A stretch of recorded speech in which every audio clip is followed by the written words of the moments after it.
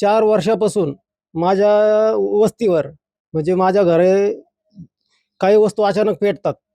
त्यात माझ्या मुलीचे कपडे असेल, माझे मंडळीचे कपडे असेल किंवा माझे कपडे असेल किंवा फाटका-तुटका काही जरी असली वस्तू, तर ती ऑटोमॅटिक पेटल्या जाते. तर 2022 पासून ती घटना घडत होती.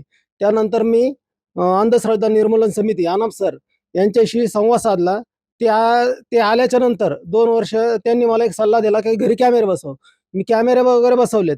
पण 2 वर्ष घटना बंद झाली. परत 3 दिवस झालेत शुक्रवारपासून माझ्या घरी परत कपडे वगैरे माझ्या मंडळीचे, माझ्या मुलीचे कपडे वगैरे परत पेटायला लागलेत आणि माझ्या बंधूचे जे माझा लहाना भाऊ आहे, त्याच्या घरामध्ये ते पण त्याचे मुलीचे कपडे आणि त्याचे स्वतःचे कपडे हे पेटले गेलेत. तर मग थोडंसं मी हे गांभीर्य जरा थोडंसं लक्षात घेतलं आणि परत आनंद सरांना फोन करून परत बोलून घेतलं. त्यानंतर जे दारासमोर अमावास्येच्या दिवशी शनिवारी अमावास्या होती. त्या शनिवारी अमावास्येच्या दिवशी दारामध्ये लिंबू, मिरच्या आणि हळद, कुंकू वगैरे असा प्रकार घडतोय. तर सोमवार आज सुद्धा माझ्या किचनमध्ये ते बांगड्या आणि हळदी कुंकूचा तो प्रकार घडलाय. याच्यापूर्वी कधी घडला होता? याच्यापूर्वी 4 वर्ष झालेत. 4 वर्षापासून घडतोय. 2 वर्ष तो 2 वर्ष जरा थोडंसं स्थगिती दिलती.